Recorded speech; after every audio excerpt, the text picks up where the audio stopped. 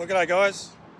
Over the past couple of months I've had quite a few people ask me what is going on with the Jeep. Now, some people have said, why is it in the workshop all the time? What's wrong with it? Has it become unreliable? Are you going to replace it? Well, the day has come for me to actually pick it up. So here I am at Craft Motorsports in Wangara, and I'm going to swap this little beat beauty that I've been driving around for the last couple of months in. I'm going to swap it back for my very own Jeep. So I'll get back to you in a minute with exactly what went wrong with the Jeep. But now I can tell you, I'm a very happy man. See you soon.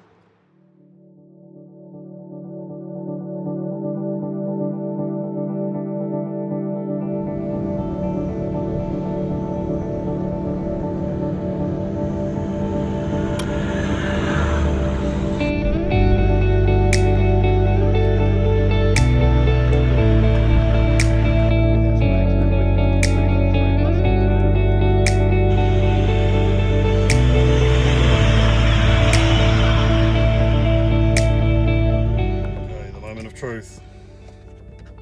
Ignition on. Well, the button's on the other side on this one. So I used to drive in the KJ. Okay, moment of truth. Yes. Okay guys, well it started, so that's one thing it hasn't done for a while. And it's running, so another thing it hasn't done for a while. So yay, the Jeep is back. Now, to answer the question, and I'm sorry if this video bores you, it's just going to be me talking about what happened to the Jeep. So if you come here looking for some four-wheel driving, I'm on bitumen this afternoon, having just picked my car up after nearly 2 months in the workshop. So anyway, to answer the question, am I going to replace the Jeep? Absolutely not. I love this car. It is one of the most comfortablest cars I've ever owned. It's beautiful to drive, and it goes well off-road. So, and in the current climate of second-hand four-wheel drives being almost twice the price of what they normally would be, and to replace it with a new vehicle, depending on what vehicle you want, you could be waiting anything from 3 months to 18 months for a new vehicle. So, absolutely not. I will not be replacing the Jeep just yet. Has it become unreliable? It's heading into its 8th year. A lot of vehicles 8 years old are going to come with their problems. What have I replaced in the, how long have I had this car? Since 2016. So I've had this car heading into 5 years. I have replaced the fuel pump. I have replaced the oil cooler. I have replaced the map sensor. And I have replaced the alternator, and now I have replaced the throttle body. So, would these things normally go wrong in other cars? Who knows? I don't own another car, I own a Jeep. So, that's another reason why I'm not going to replace it. Could I replace this vehicle with the money I would get for it for a vehicle of similar age and capability? Probably not. I'd have to replace the passenger door for a start. Anyway, what happened to the Jeep? Going back in the end of September, we did a tag-along tour down south, and leading the convoy, I went to overtake a road train going up a hill, fully loaded with everything on board, fuel, water, tyre rack, tyre on the back, all my camping gear, everything for a 2-day tag-along. I put my foot down and the car spat it and went into limp mode. When we pulled up, we put the scan gauge on it and it came up with a underboost error. So we cleared it and it was fine after that. We just put it down to it, must have got a belly full of air, didn't like it. The computer being the computer put the car into protection mode because there was a problem, which is what it's designed to do, and it put the car into limp mode. That problem never came back. Well, it did eventually, but probably about 4 weeks later, I started to notice a lack of power. And driving to work one day, a distinct lack of power and when I went to start the car after work that day, the car wouldn't start. So, and there was some little telltale signs along the way where a little cough, didn't quite start as quick as it would normally start. So there were little things starting to creep in that were telling me that, okay, the problem that I had before might be getting worse. It's possibly time to get it fixed. And then when the car wouldn't start, I basically shut everything down, locked it, unlocked it, started it, car started fine. Took it straight to Craft Motorsport. Basically all the way there, I had no power. I could put my foot on the accelerator and there was no boost, nothing. It would take a while. It would take a good 8 seconds for the acceleration to kick in and get up to speed. So they did a diagnostics run on it. Tony and his crew, they checked everything and nothing. There were a few little errors on there that cleared, nothing major, but there was nothing to indicate what the problem could be. So I basically told him what had happened with the underboost error. So of course we looked at the turbo. So we took it out for a test drive, put it under some load, and lo and behold, it threw the error, went into limp mode, came back to the workshop, sure enough, underboost error. So we were looking at the turbo.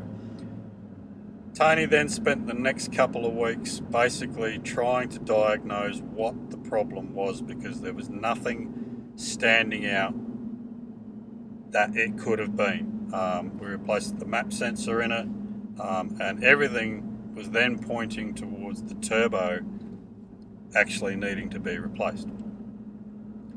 Then Tony decided that he did remember that he had a vehicle that had an issue like that some time ago, where it had a bad earth. So he pulled the earth out, gave it a good clean and scrub up, put it all back in again, and the error has disappeared. It's never come back. And he was just about to hand the car back over to me when it started to lose all its power again, and he did a diagnostics on it, and it came up with a throttle body error. Now this throttle body error never came up before, so whether the other problem was masking it or whether it was an intermittent error and it only came up then, we don't know.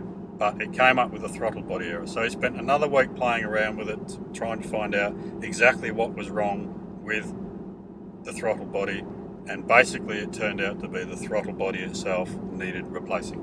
So then came the problem of sourcing one. Now, you can pay X amount of dollars through Jeep Australia, and it's quite an expensive part, of which they would have had to have sourced it from America because there was none in Australia apparently. Or Tony suggested that he could shop around with the American Jeep dealers and see if he could get a better price, which he did, and he saved me quite a sum of money. It was at least quarter of the price doing that. Now of course, these times being COVID, getting anything out of anywhere, you're in potluck. You can order something off the internet and it'll arrive next week, or it could arrive next month, or it could arrive in 2 months and you've even forgotten you've ordered it. Combine COVID with the Christmas break, the part did not come in until basically after they went back to work, which was the first week of January, first week of January. So basically an hour to put the throttle body in, started the car up, boom, fired straight away, no problems, did some test drives, did some testing on it, everything fine. I have now just picked the car up, and it feels weird driving my own car for the first time in 2 months, but I can tell you I am glad to have it back and everything seems okay. Now I'm just going to put it through its paces. Unfortunately, the weather in WA at the moment is quite hot, and there is a total fire ban on and various vehicle movement bans, so I can't actually go four-wheel driving until that ban is over to give it a good test out. So I'm just going to drive it around for a while, make sure everything's all right before I do go off-road, and then we'll be able to go off-road and I'll be able to actually do some four-wheel driving. So that is basically what happened to the Jeep. No fault of anybody's, but I could have got the part out of America for an exuberant amount of dollars, air freighted it over, but I chose to go for the more affordable option and just wait for it. Now, Tony, Craft Motorsports, did a fantastic job. They lent me their courtesy car basically for 2 months. I've been driving down, so thank you so much, Tony. Without that, I would have gone nuts. Without having a vehicle to drive around in, I would have literally gone nuts for 2 months not having my own car. So thank you so much, guys. That is what made it bearable. I now have my car back, and I'm looking forward to getting out on the tracks, creating some more content, and doing the tag-alongs. And good to get back in my own vehicle. But first of all, I've got to go through my Christmas project, was to go through the back, strip everything out, clean everything out, get rid of all the stuff I no longer need anymore, because there's a pile of stuff in the drawers that you just don't end up using, and basically strip a little bit of weight out, clean everything up, put it all back in, ready for the new year. So I basically got 1 weekend to do that before our next tag along, which I will be spending this weekend doing that, and yeah, then we'll be ready to hit the track. So thank you if you're still with me for listening. Thank you for watching the video. Thank you for supporting our channel, and I look forward to seeing you on our next adventure. Cheers, guys.